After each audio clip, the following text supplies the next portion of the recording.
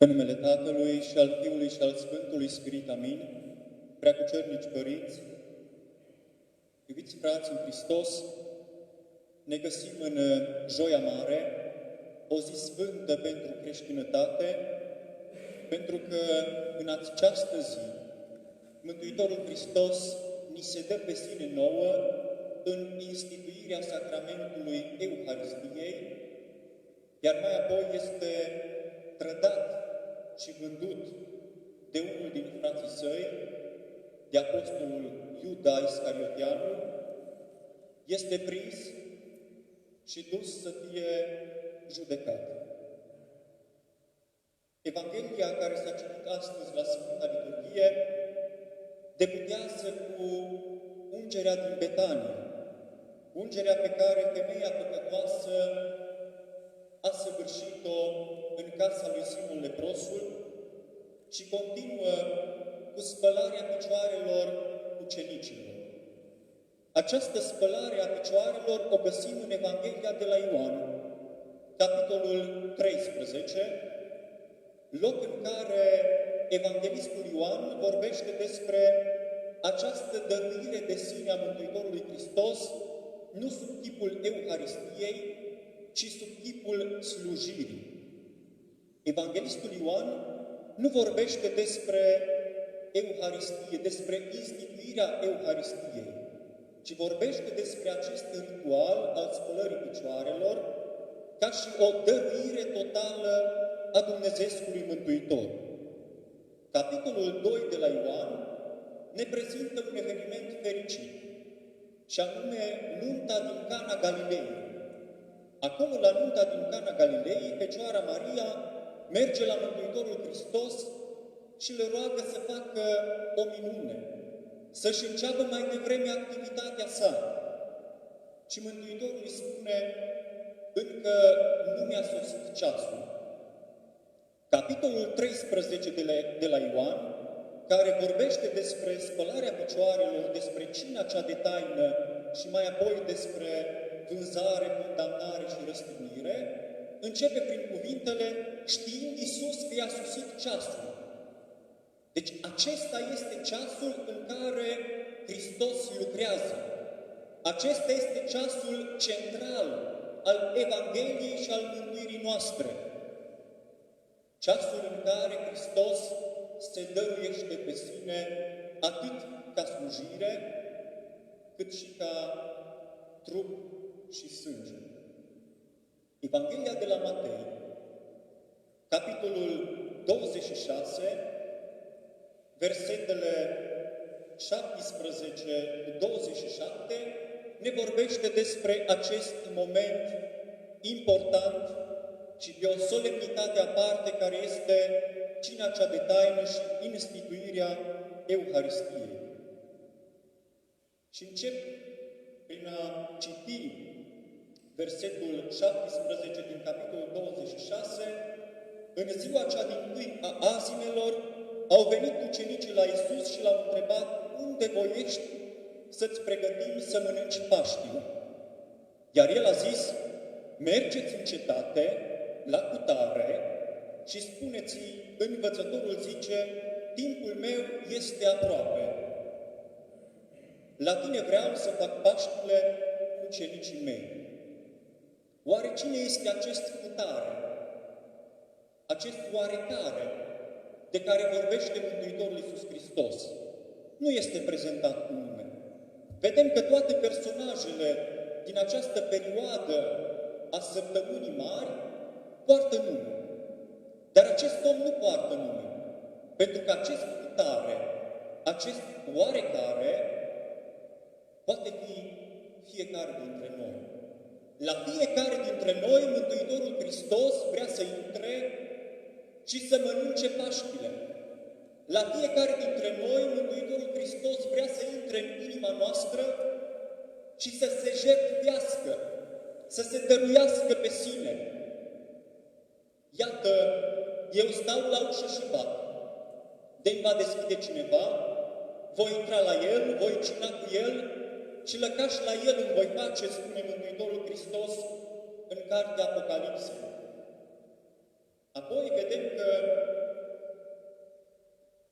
Dumnezeul Mântuitor merge în odaia cea de sus, se așează la masă cu ucenicii și ia pâinea, o frânge și o împarte ucenicilor spunând: acesta este trupul meu, luați-l și îl mâncați. Dumnezeu care s-a pogorât pe pământ, a luat trup omenesc în chipul Fiului lui Dumnezeu. Se dăruiește nouă sub chipul pâinii, a unui lucru atât de comun nouă, pâinea noastră, cea de toate zilele, pe care noi în fiecare zi o mâncăm, o avem, îl reprezintă pe Hristos. Oare de ce? Pentru că în chipul pâinii stă truda semănătorului, stau așteptările celui ce a semănat-o, stă comuniunea celor ce seceră acel grâu, stă comuniunea și munca celor ce fac făina, stă munca și truda gospodinei care gătește pâinea, stă bucuria din ochii celui flămând atunci când o vede. Sub chipul pâinii stau așteptările atâtor și atâtor oameni, dar stau și războaie, pentru că pentru mâncare, pentru pâine, pentru bogăție s-au bătut atâția și atâția oameni. Pentru pâine, mulți au fost uciși. Iată că sub chipul acestei pâini, Mântuitorul Iisus Hristos înglobează toate așteptările, toată comuniunea, toată bucuria, dar și toată tristețea. Pentru că în Mântuitorul toate se împlinesc.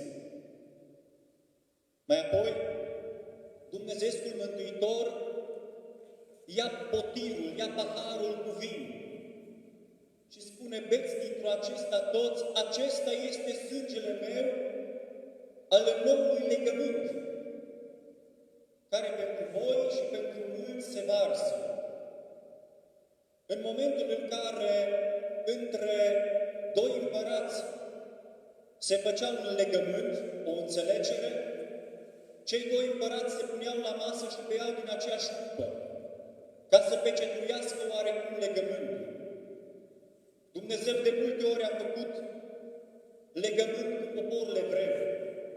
A făcut legământ cu patriarhul Avram, părintele neamului omenesc.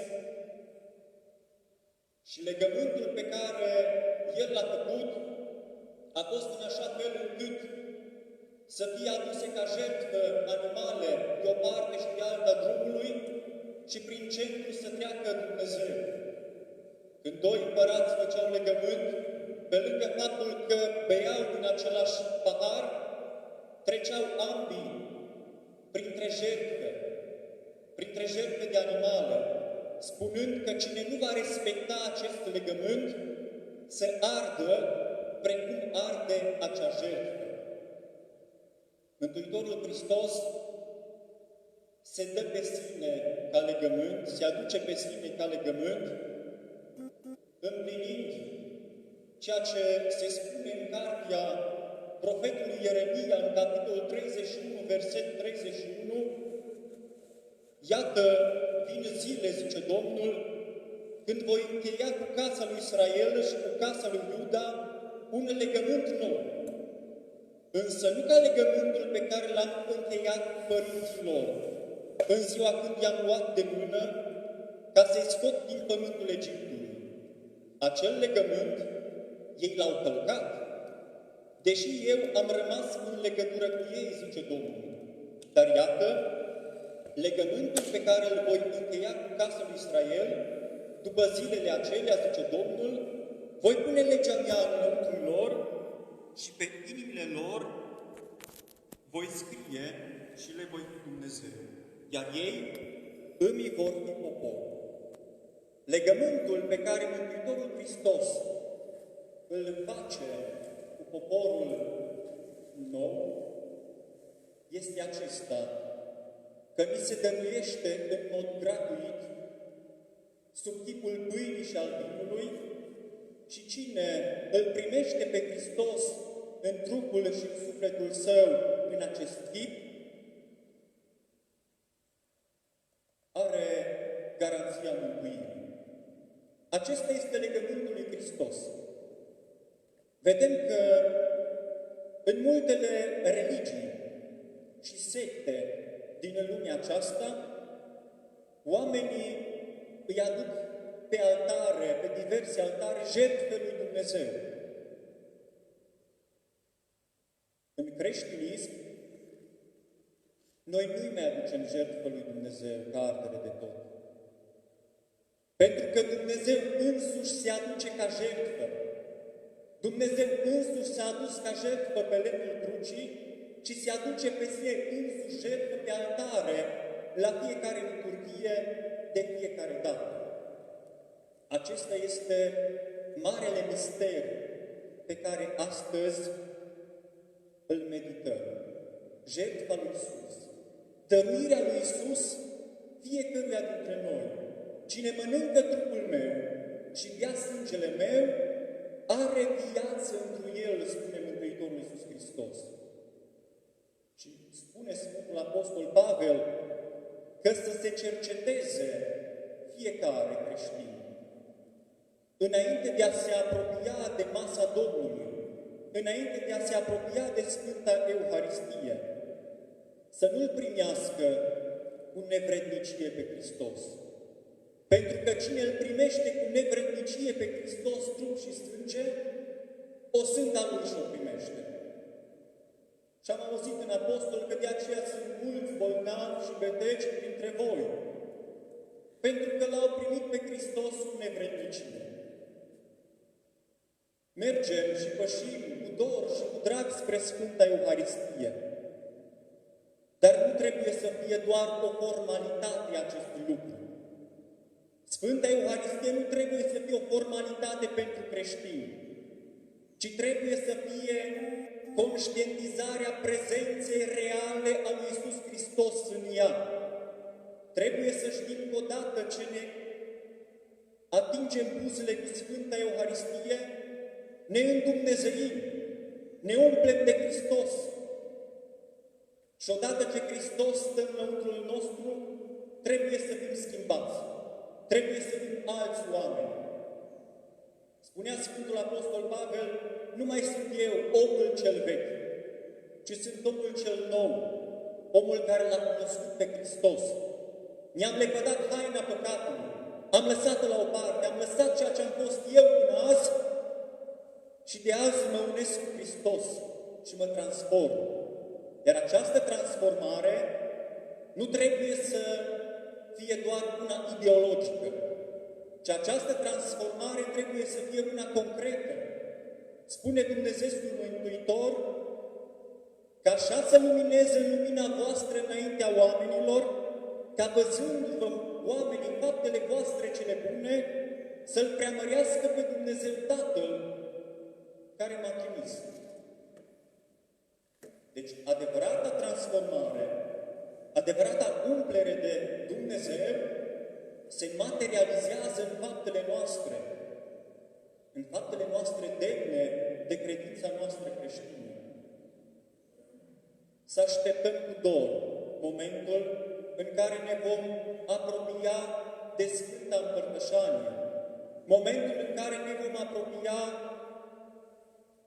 de Hristos în Sfintele Biserici, să-i ducem dorul până atunci, să ne analizăm conștiințele noastre și să vedem cât de mult ne lipsește Hristos, cât de important este Hristos pentru noi. A luat chipul slujitorului, s-a pus în genunchi în fața apostolilor, încingându-se cu ștergar și le-a spălat picioarele. Noi am considerat că acest lucru este o umilință pentru El, dar nu este așa. Hristos este slujitorul suprem, este Cel care ne slujește pe noi pe unul fiecare, pentru că prin slujirea Lui ne mântuiește, prin jertfa Lui ne mântuiește. să-i fim recunoscători. Iar în aceste zile de tristare sufletească pentru noi, pe de o parte, că nu putem păși în Sfintele Biserici, pe de altă parte, că trăim această perioadă însemnată a Săptămânii Mari, să-L urmăm și noi pe Hristos, să-i urmăm drumul spre Calvar, să-i urmăm pașii Preacuratei Fecioare Maria, care împreună cu Apostolul Ioan l-a urmat până sub cruce și acolo să ne lăsăm și noi abandonați Lui și încredințați Fecioare Maria atunci când îi spune Apostolului iubit: Fiule, iată mama ta, amin, mărire Tatălui și Fiului și Sfântului Spirit, amin. Mulțumim Părintelui Daniel pentru frumosul cuvânt de învățătură care ni l-a adresat astăzi și în același timp îi mulțumesc și Părintelui Mihai că a binevoit în aceste dimineți să fie alături de noi la celebrarea Sfintelor Liturghii. Bunul Dumnezeu să le răsplătească și îi așteptăm oricând aici la noi, la mănăstire. Era